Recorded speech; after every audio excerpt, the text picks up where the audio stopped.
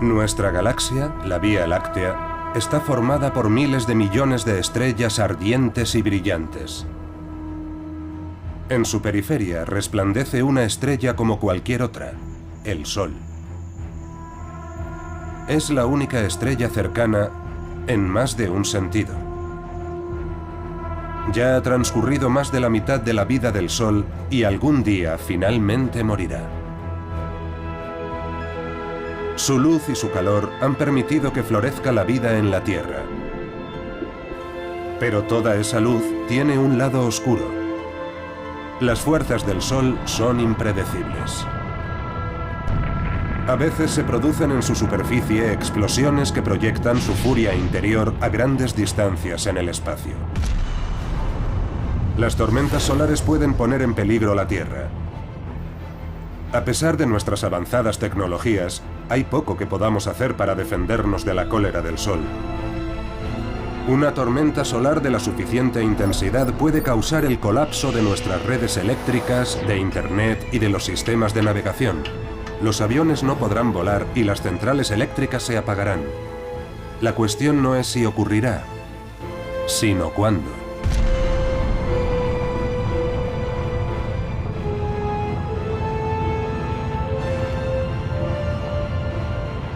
El Sol, el infierno en el cielo.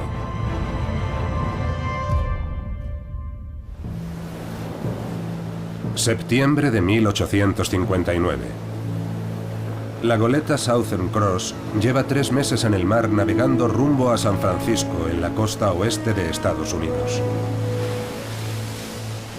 Frente a las costas de Chile, el barco se ve atrapado en una tormenta.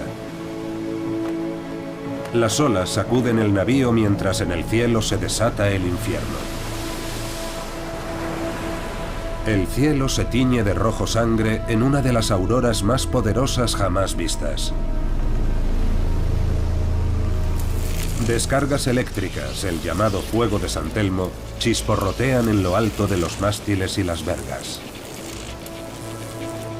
A la mañana siguiente, el cielo resplandece como si el mundo entero estuviera en llamas. Cuando el barco llega a San Francisco, la tripulación descubre con sorpresa que las luces se han visto en todo el mundo. En Europa, esta aurora boreal se ve en latitudes tan meridionales como Italia. En las montañas rocosas, la gente se despierta por una luz tan brillante que permite leer un periódico. Pensando que ya es de día, empiezan a preparar el desayuno. Este espectáculo natural se llega a ver incluso en el Caribe. En los territorios septentrionales de Europa y América del Norte, una sobrecarga eléctrica recorre las líneas telegráficas. Las redes de telégrafos, recientemente tendidas, enloquecen. En sus oficinas, las chispas prenden fuego a los rollos de papel.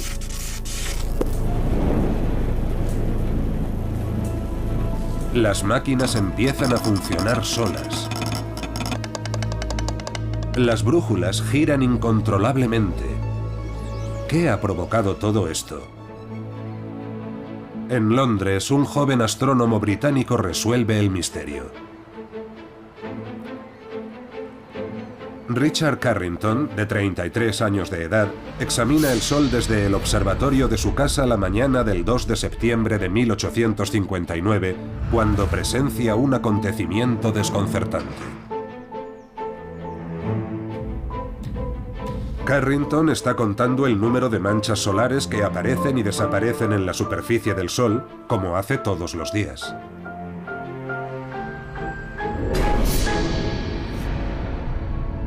A nosotros nos parecen negras, a pesar de estar extraordinariamente calientes. Ahora sabemos que están más frías que el resto de la superficie del Sol y que las produce el campo magnético solar.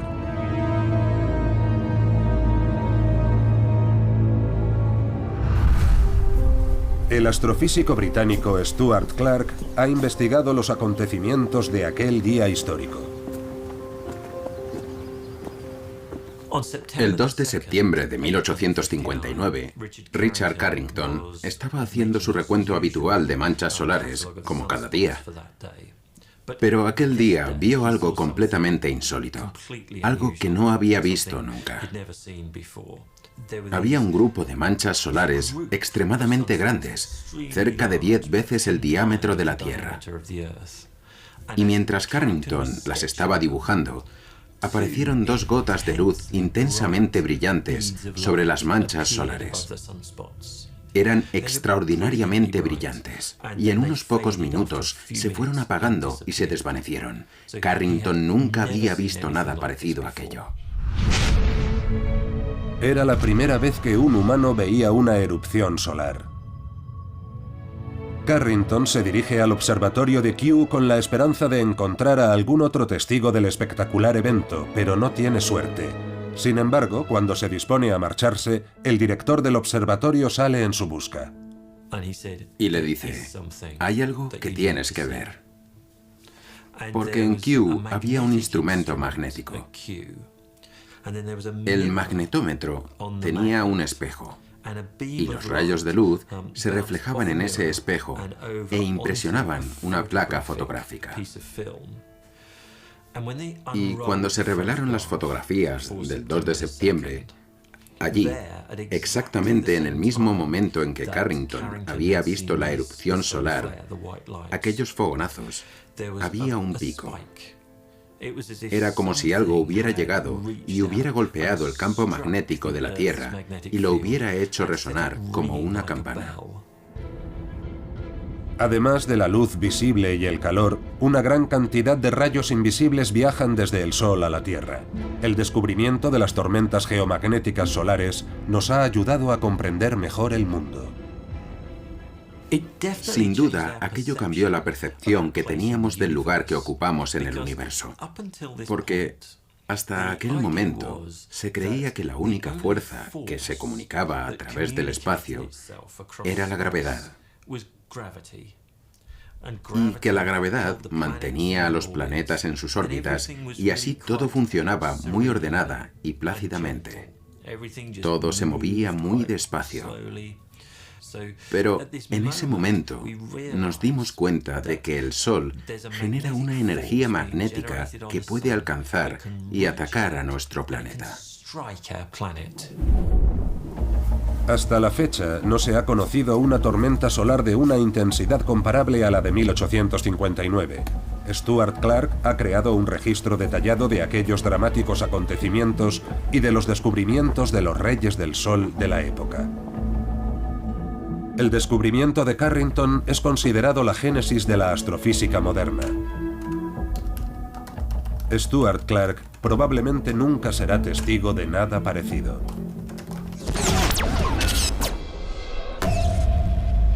El análisis de antiguas capas de hielo en el Ártico parece indicar que la Tierra puede vivir una tormenta como la de 1859 cada 500 años, pero no todos los científicos están de acuerdo. Podría pasar medio milenio antes de que ocurra de nuevo, o tal vez podría suceder en unos pocos días.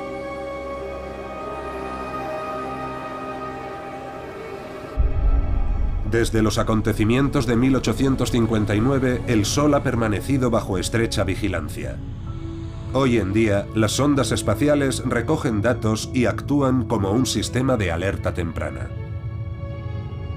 Cuanto más digitalizado e interconectado esté nuestro planeta, mayor será la catástrofe que puede causar una gran tormenta solar.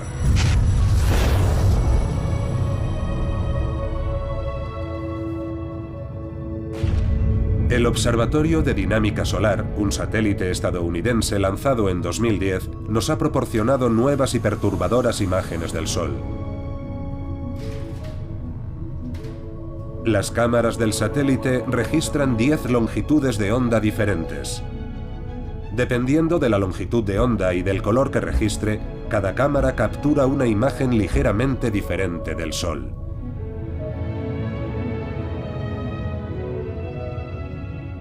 Desde que el Observatorio de Dinámica Solar comenzó a tomar imágenes del Sol en diferentes colores, hemos podido ver su superficie más clara, más nítida y mucho más impresionante.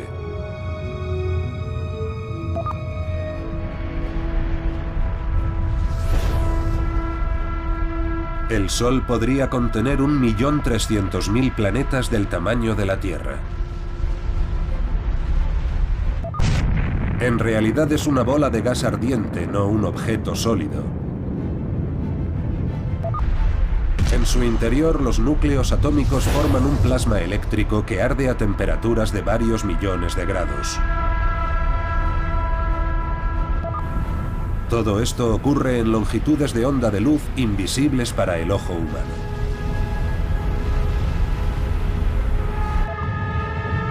En el infierno de la superficie del Sol aparecen inmensos campos magnéticos que se expanden y contraen con el movimiento del plasma. Esto es lo que produce las manchas y los vientos solares. Las partículas que emite el Sol, el viento solar, se comportan en gran medida como el viento terrestre, en el sentido de que ejercen una presión.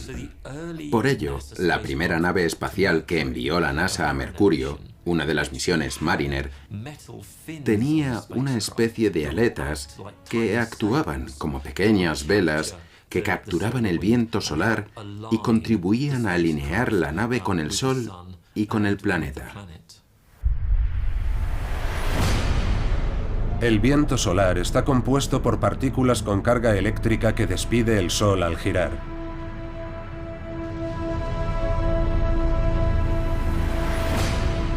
El campo magnético de la Tierra protege nuestro planeta de los efectos de este viento.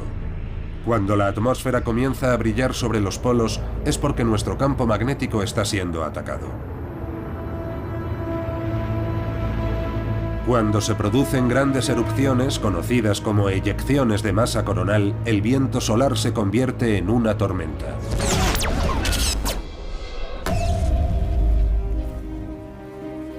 Frederick Klette dirige el Centro Mundial de Datos del Índice de Manchas Solares en el Real Observatorio de Bélgica en Bruselas.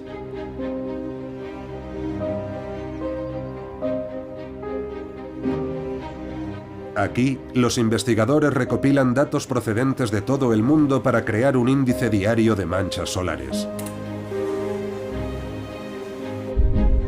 El tamaño de estas manchas es casi increíble. Las más pequeñas son del tamaño de la Tierra. Y en realidad, muchos de estos puntos son aún más grandes. Y los puntos más grandes, es decir, las agrupaciones más grandes, que han generado las tormentas solares más fuertes de las que tenemos constancia, son en general manchas gigantes que podrían contener 10 o 15 planetas como la Tierra en una sola mancha solar. Y cuando te das cuenta de que esas manchas solo son un efecto de unos campos magnéticos gigantes, que son a su vez 1000 veces más potentes que el campo magnético de la Tierra, el que mueve las agujas de nuestras brújulas, te das cuenta de que la potencia de estos campos magnéticos no se puede comparar con nada que exista en la Tierra. Según va girando el Sol, cambia la ubicación de las manchas solares. Estas también aparecen y desaparecen en ciclos que duran unos 11 años. Durante los periodos de actividad solar mínima, pueden pasar meses sin que aparezcan manchas solares visibles. Años más tarde, durante el máximo solar, aparecen cientos de ellas. Desde hace siglos, los telescopios están recopilando información sobre el Sol y su comportamiento. Y cuanto más grande es el telescopio, mayor es su efectividad. El mayor telescopio solar de Europa se encuentra en las Islas Canarias, en medio del Atlántico. El telescopio se llama Gregor en honor al astrónomo y diseñador de telescopios escocés James Gregory. La instalación es un proyecto conjunto de varios institutos de investigación alemanes. Situado en Tenerife, a 2.400 metros sobre el nivel del mar, Gregor forma parte de un conjunto de observatorios dedicados en gran medida al estudio del Sol y su actividad. Gracias a los vientos constantes procedentes del mar, el aire caliente ascendente no afecta a la nitidez de las imágenes tomadas. Gregor, el vecino telescopio de Torre al Vacío y otras instalaciones investigan procesos físicos que se producen en áreas de no más de 50 kilómetros de diámetro.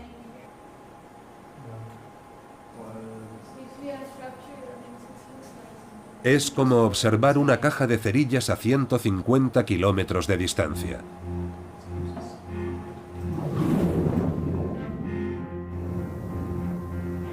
Se estudian tanto las propiedades visibles del Sol como las infrarrojas, además de la capa de gas que nosotros vemos como su superficie. Pero, ¿por qué nos tomamos tantas molestias en la Tierra cuando los telescopios espaciales están mucho más cerca del objeto de las investigaciones? La razón fundamental para hacer desde la Tierra observaciones solares es poder utilizar grandes telescopios. Cuanto más grande es la apertura, se pueden observar estructuras más detalladas, ya que un telescopio se comporta como un cubo de luz. Es decir, que se necesita una gran apertura para capturar muchos fotones. Y esos fotones son necesarios si queremos hacer mediciones muy precisas. Y eso es algo que no se puede hacer desde el espacio. El mayor telescopio solar que hay en órbita tiene un diámetro de 50 centímetros. El telescopio solar más pequeño de Tenerife tiene 70 centímetros, de modo que ya es más grande. Esa es la razón de construir grandes telescopios, aunque también hay buenas razones para tenerlos en el espacio. La atmósfera terrestre bloquea la luz ultravioleta y los rayos X. Para medirlos con precisión, el equipo debe encontrarse en el espacio. Así pues, los científicos combinan los datos que se capturan en el espacio con los que recogen desde la Tierra. La mayor parte de la investigación se centra en las características y el comportamiento de los campos magnéticos del Sol. Estos campos producen pulsos en la superficie y generan las temidas tormentas solares. En Tenerife, los astrónomos elaboran mapas del campo magnético solar. De esta forma pueden contribuir a predecir cuándo y dónde se producirán tormentas solares.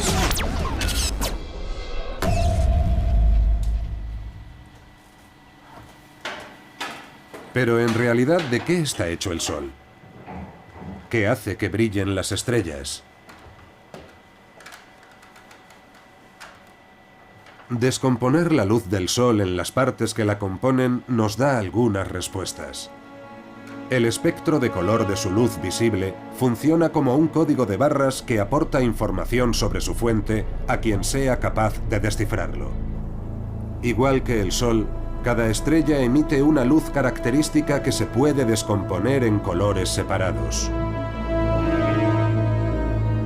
En 1925, una joven que trabajaba en su doctorado en Estados Unidos hizo un descubrimiento increíble que contribuiría a desentrañar los misterios del universo.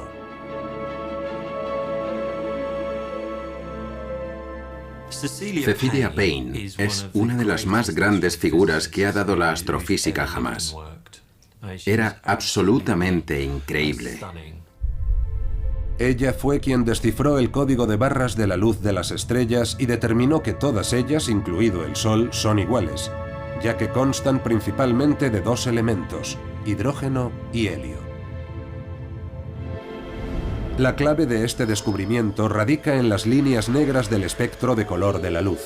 Estas líneas existen donde quiera que ciertos elementos químicos bloquean la luz, creando una huella dactilar característica de las estrellas. Y de hecho, era algo tan revolucionario para la época que su supervisor le aconsejó que, al exponer en las conclusiones de su tesis lo que había descubierto, incluyera una nota advirtiendo que podía haber algún error de cálculo en alguna parte. Pero por supuesto no lo había. Fue uno de los mayores avances en astrofísica que se han hecho nunca.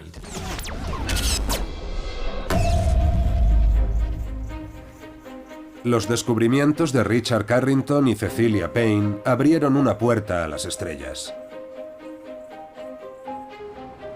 Y sin embargo, no fue hasta la Segunda Guerra Mundial cuando la investigación sobre el Sol dio un gigantesco salto adelante. La Luftwaffe alemana era consciente de que las erupciones solares masivas podían bloquear las comunicaciones por radio y poner en peligro misiones militares. El Reich alemán hizo grandes inversiones para establecer una red de observatorios solares. Muchos de ellos siguen en pie y apenas han cambiado. Son los predecesores del avanzado sistema de observación que ahora se extiende por todo el mundo. El observatorio de Kanzelhoe, en Austria, es un elemento importante de este sistema.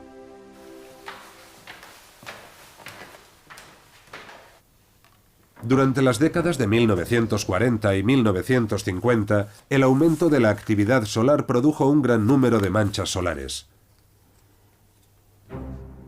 Pero en los últimos 60 años han disminuido. Eso no significa que podamos permitirnos prestar al Sol menos atención. Los telescopios más pequeños repartidos por todo el mundo desempeñan un papel muy importante en el seguimiento de la actividad solar. Si comparamos nuestro telescopio con los telescopios de Tenerife, aquellos tienen una resolución muy alta y siempre están observando pequeñas porciones de la superficie solar. Pero estos telescopios pequeños siempre están observando el disco solar completo. Y esto es importante para saber lo que sucede en el Sol, porque una erupción se puede producir en cualquier parte del disco solar, en un borde o en el centro, y por lo tanto es necesario observar todo el Sol. El telescopio registra 10 imágenes por minuto y las transmite alrededor del mundo en pocos segundos. Mantenemos una guardia constante de observación del Sol, es decir, todos los días, todo el año, siempre que se ve el Sol. Y si se produce alguna fulguración, enviamos una alerta a la Agencia Espacial Europea.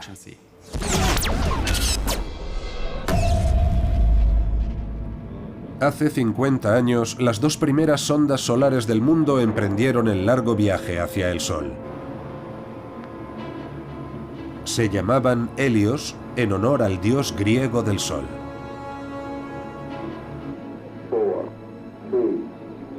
Fue el primer caso de cooperación internacional en el espacio, un proyecto conjunto emprendido por Alemania y Estados Unidos bajo supervisión alemana. Los astrónomos y los físicos solares siempre han querido acercarse todo lo posible al Sol.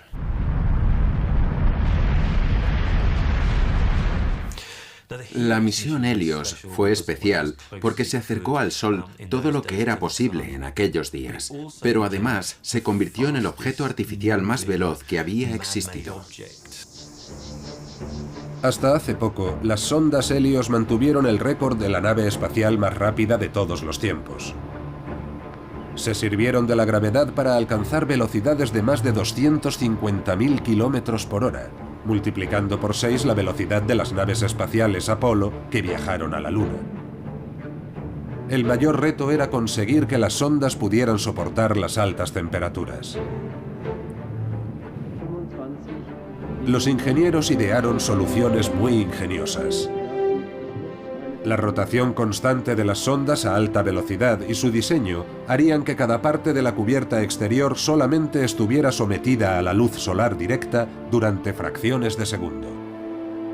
Además, la mitad de su superficie estaba cubierta por espejos reflectantes. Unas lamas móviles controlaban la radiación térmica. En el interior de las sondas, un revestimiento sintético proporcionaba un aislamiento similar al de una pared de ladrillo de 15 metros de espesor.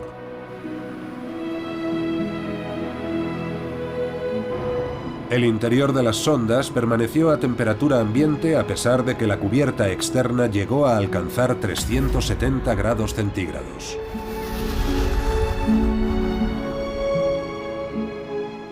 Helios A llegó a estar a 46 millones de kilómetros de la superficie del Sol, aproximadamente a la misma distancia de la estrella que el planeta Mercurio. Helios B se acercó aún más, estableciendo un récord que permaneció imbatido durante muchos años. nadie sabe qué fue de las sondas. Probablemente siguen orbitando alrededor del Sol. ¿Por qué es tan importante el estudio del Sol? ¿Por qué hay equipos enteros dedicados por completo a un único objeto del universo cuando hay billones de estrellas? Ningún otro objeto en el universo tiene una conexión tan directa e inmediata con la Tierra. Estamos estudiando lo que está sucediendo ahora mismo, no lo que ocurrió hace siglos o hace millones de años, sino cosas que están directamente conectadas con la escala temporal en la que vivimos.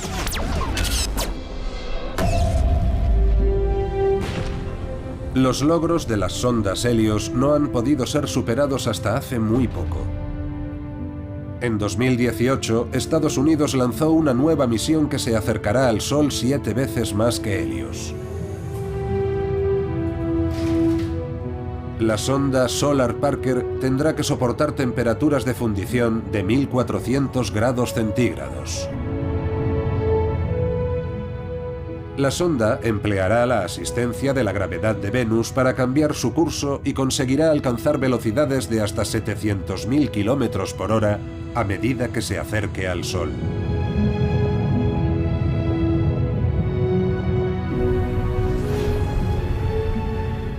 A bordo, los instrumentos medirán el entorno inmediato de la sonda. Pero esta sonda no tiene tecnología de teledetección, a diferencia de la nueva sonda solar europea que se está construyendo en Inglaterra.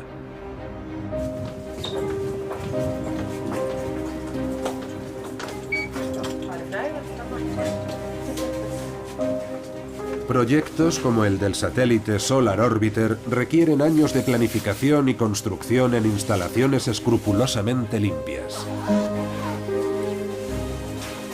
Una pequeña mota de polvo en un sensor puede hacer que falle. Continuamente se desprenden partículas diminutas del cuerpo de los técnicos que deben usar ropa protectora para evitar poner en peligro la nave espacial.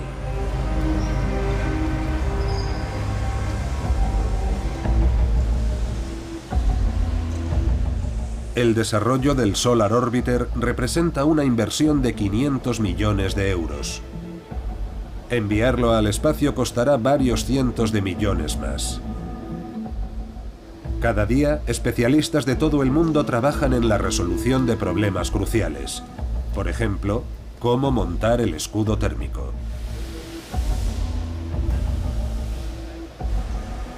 ¿Cómo se pueden ensamblar los componentes entre sí para garantizar que sobrevivan a temperaturas abrasadoras? Para los que trabajan aquí, esto es más que un trabajo, es una vocación.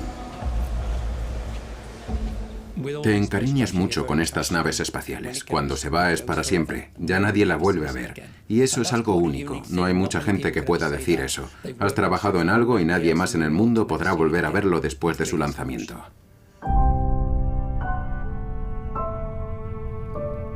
El Solar Orbiter, esperemos, enviará a la Tierra las primeras imágenes de los polos solares.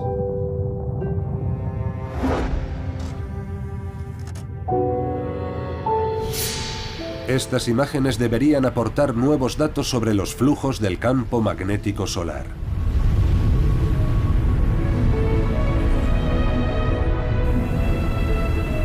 Para cuando la sonda llegue al Sol, habrán transcurrido casi 40 años desde que terminaron las misiones Helios.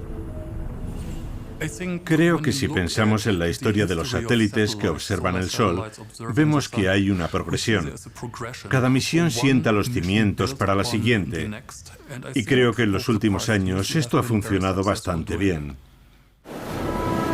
Durante la gran tormenta solar de 1859, Richard Carrington se convirtió en la primera persona que estableció una conexión entre las erupciones solares y las auroras. Desde entonces, se ha convertido en algo comúnmente aceptado que el Sol a veces lanza una descarga repentina de rayos y partículas cargadas de electricidad hacia la Tierra. 50 años después, los científicos descubrieron que también llegaban a nuestro planeta partículas procedentes de estrellas lejanas en el espacio profundo. El físico austríaco Victor Hess recibió el premio Nobel por este sensacional descubrimiento en 1936. Victor Hess era un personaje muy interesante. Era un científico profundamente moderno por el protagonismo que daba a los datos y a la precisión. Pero a la vez todavía conservaba aquel espíritu aventurero del siglo XIX. En 1912, Hess se embarcó sin vacilar en varios ascensos en globo aerostático a miles de metros de altitud y constató que la carga eléctrica del aire aumentaba cuanto más ascendía. La idea era que aquella carga venía del Sol, de modo que esperó a que se produjera un eclipse solar casi total para realizar otro ascenso en globo y repetir el experimento. Esta vez, dado que la Luna estaba bloqueando las partículas procedentes del Sol, Hess pensó que registraría una caída en la radiación. Pero no, la radiación de la atmósfera seguía aumentando cuanto más ascendía, a pesar del eclipse. Entonces quedó absolutamente claro que fuera lo que fuese aquella radiación, venía del espacio profundo. Y esa fue la razón de que bautizaran esta radiación como rayos cósmicos. 100 años después, en 2012, un grupo de astrónomos italianos organizó una expedición para repetir los experimentos de Victor Hess. A grandes altitudes sobre la Tierra, cada clic emitido por el contador Geiger representa una partícula que llega del espacio profundo. En los tiempos de Hess, nadie relacionó esta lluvia cósmica con el viento solar y su impacto en nuestro clima. Esta relación viene determinada por los ciclos solares. Aproximadamente cada 11 años el Sol se vuelve extremadamente activo y produce un gran número de manchas solares, y después se calma de nuevo. Ahora estamos en un momento en el que el Sol tiene un nivel de actividad muy bajo. Eso significa que hay semanas enteras en las que no vemos ninguna mancha solar. Pueden aparecer algunos puntos pequeños, muy pequeños, pero esperamos que esta situación continúe durante los próximos 2 años y que luego aumente otra vez. También parece haber otro tipo de ciclo solar más largo que abarca varias décadas. Si observamos los últimos ciclos solares, podemos ver que en los años 40 y 50 había máximos muy altos. Se podía ver un gran número de manchas solares, pero después este número disminuyó. Así que el Sol parece seguir a la vez otro tipo de ciclo de unos 100 años en el que la actividad solar total aumenta y disminuye. Por ello es de esperar que los próximos ciclos solares sean realmente bajos. En los 3 últimos ciclos solares, la actividad ha bajado. Y si trazáramos una línea uniendo esos máximos, llegaríamos a la conclusión de que el próximo máximo solar debería ser muy bajo o totalmente inexistente. Pero, ¿qué consecuencias puede tener un mínimo solar muy prolongado? Afecta a los rayos cósmicos que llegan a la Tierra. Cuando la influencia solar disminuye, el número de partículas cargadas que llegan a nuestro planeta aumenta. Cuanto más débil es el viento solar, mayores son los niveles de radiación espacial. Esto es particularmente problemático para los astronautas. Durante un paseo espacial, un astronauta se ve sometido en un solo día a una dosis de radiación equivalente a la que recibiría en un año en la Tierra. Son unos valores que están al límite de lo que se considera seguro. La protección contra las partículas cargadas es muy difícil. Si estos niveles de radiación problemáticos aumentan, los futuros viajes a Marte tendrían que ser aplazados o abandonados.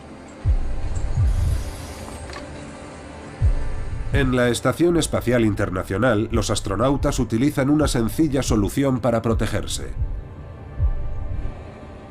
Las erupciones más intensas de la superficie del Sol pueden incrementar el nivel de radiación dramáticamente en tan solo unas pocas horas.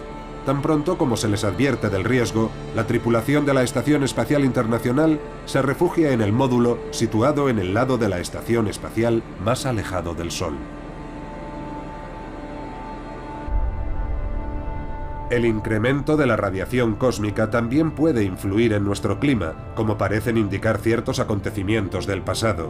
Esta no es en absoluto la primera vez que la actividad solar puede disminuir drásticamente.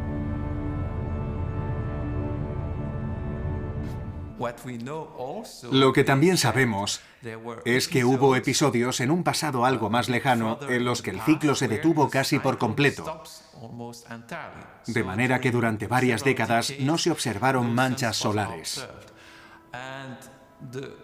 Y los registros que tenemos del clima en esas épocas parecen indicar que esto coincide con periodos en los que, por ejemplo, en Europa los inviernos fueron más fríos que ahora. La historia ha documentado 4 épocas con esas características.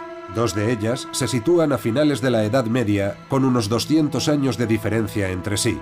La siguiente se produjo durante la época barroca y la última tuvo lugar a principios del siglo XIX.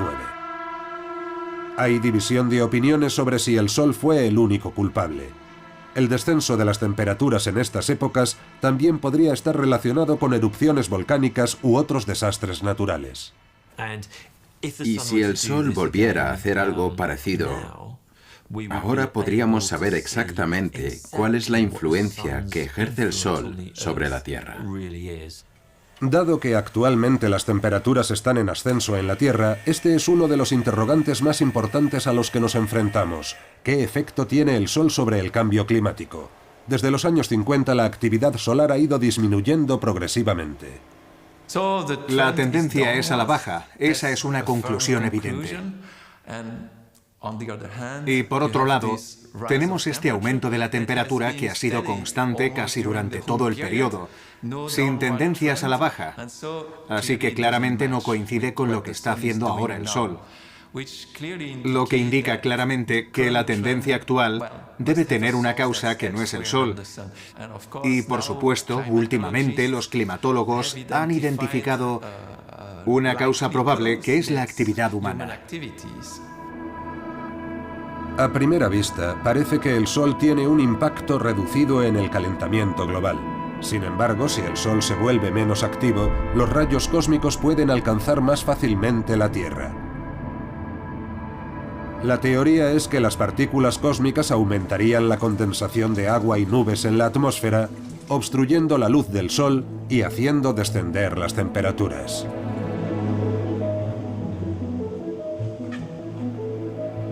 Un experimento de la Organización Europea para la Investigación Nuclear en Ginebra ha corroborado esta teoría. En un tanque de acero se han reproducido las condiciones que se dan en los límites de nuestra atmósfera. La pregunta crucial es, ¿podemos crear nubes en el interior del tanque con partículas cargadas?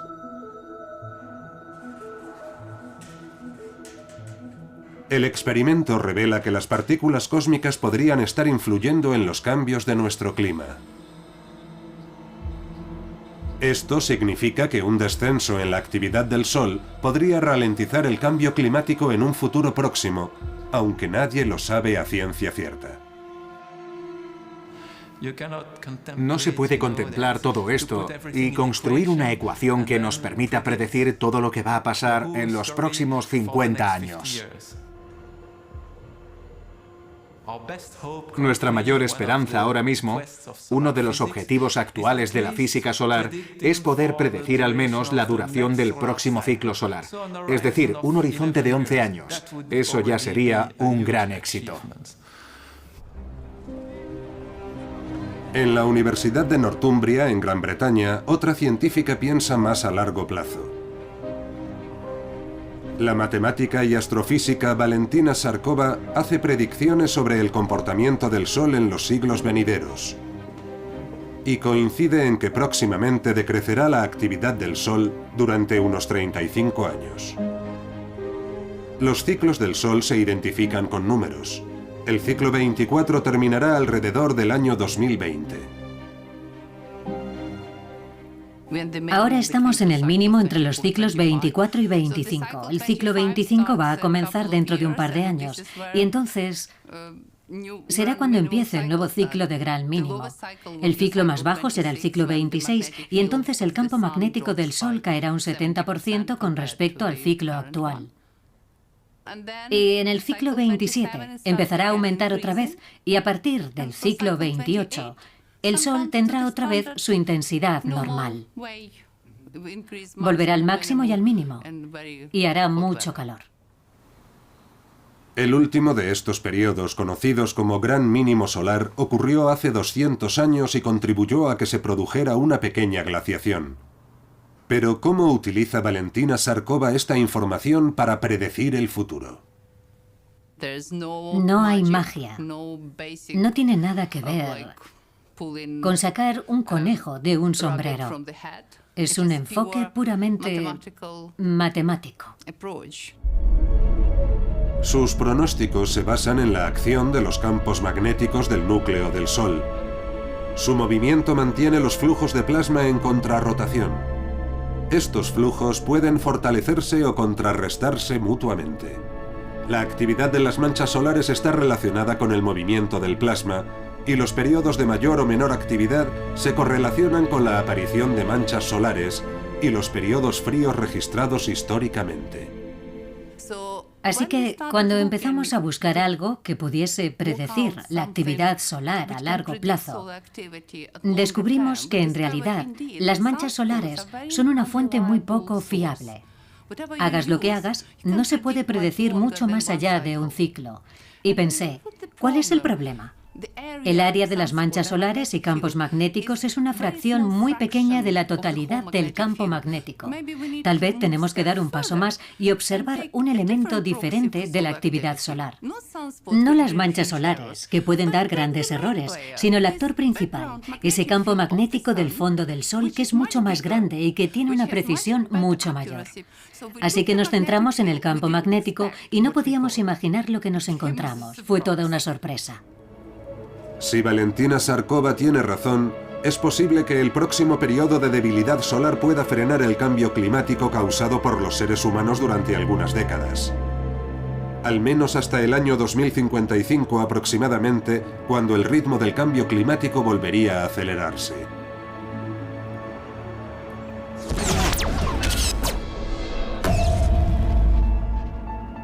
Pero la ausencia de actividad solar no significa en absoluto que vayamos a estar a salvo de los efectos de las tormentas solares.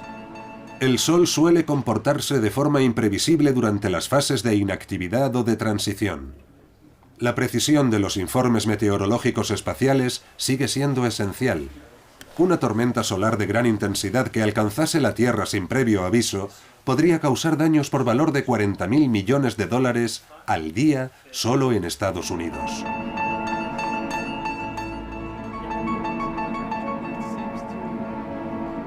La mayoría de los expertos en el estudio del Sol, tanto aquí en Bruselas como en el resto del mundo, recuerdan los eventos de Halloween de 2003, cuando la Tierra evitó por poco la catástrofe.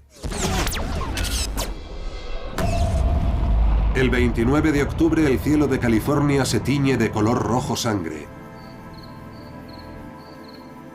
El día 31, el resplandor se ve en Europa Central, como vemos aquí, sobre los edificios de las Naciones Unidas en Viena, Austria. Las tormentas de Halloween de 2003 fueron realmente espectaculares durante un periodo de 2 semanas. Había 2 enormes grupos de manchas solares que producían erupciones solares casi a diario. Las nubes magnéticas y las nubes de partículas que emitían llegaban una detrás de otra. Y algunas incluso se solapaban y se fundían con las anteriores antes de llegar a la Tierra, amplificando sus efectos. En Malmö, Suecia, se interrumpe el suministro eléctrico.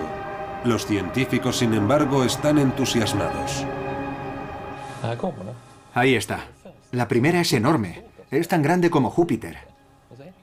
Y ahí hay otra. Y aquí también se está formando algo. La tormenta tarda 19 horas en llegar a la Tierra. Suecia nunca había experimentado una perturbación de este nivel, pero el país tampoco había tenido nunca una red eléctrica tan extensa. Esos mismos días, el cineasta Ed Harriman está filmando un documental sobre la guerra de Irak. El smog de Bagdad filtra los rayos del sol poniente, haciendo que los gigantescos puntos de sol sean visibles a simple vista por primera vez en la historia. En todos los observatorios solares recibimos llamadas de los medios de comunicación solicitando entrevistas y preguntándonos qué era lo que estaba pasando realmente. El tráfico aéreo comienza a experimentar dificultades. El 28 de octubre, la Administración Federal de Aviación de Estados Unidos advierte que los pasajeros y las tripulaciones de aviones que cruzan el Atlántico están expuestos a niveles de radiación más altos de lo habitual.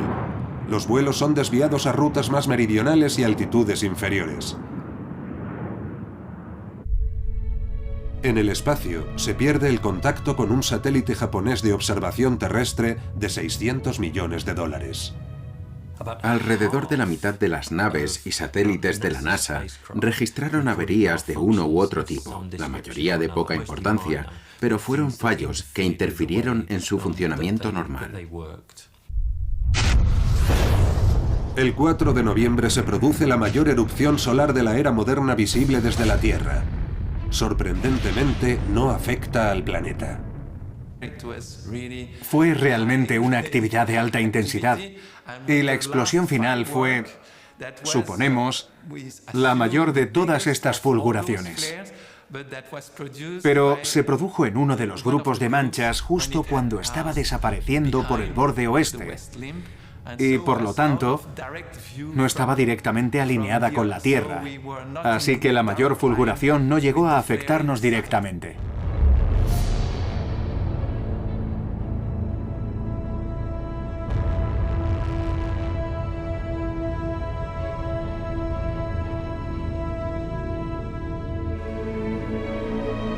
Una posible catástrofe se puede evitar en cuestión de días, lo que muestra claramente la importancia de mantener el Sol bajo observación constante. Las tormentas solares ocurren independientemente de las manchas solares y los ciclos solares. Un Sol inactivo no es garantía de seguridad. Estamos a merced de nuestra temperamental estrella para toda la eternidad. Me gusta mucho la forma en que el astrónomo William Herschel lo describió, porque dijo que era como el Nilo para Egipto. Es algo parecido a un volcán. Es como vivir en la ladera de un volcán. Cada año el Nilo inunda la tierra y la fertiliza. La última erupción tuvo lugar hace siglos, así que nadie recuerda lo que puede suceder. Pero tampoco sabes hasta dónde llegarán las inundaciones. No sabes cómo de fértil va a ser la tierra. Está realmente en la categoría de baja probabilidad, pero de alto riesgo de consecuencias graves. Y William Herschel dijo que el Sol era algo así. Era como el Nilo de toda la humanidad.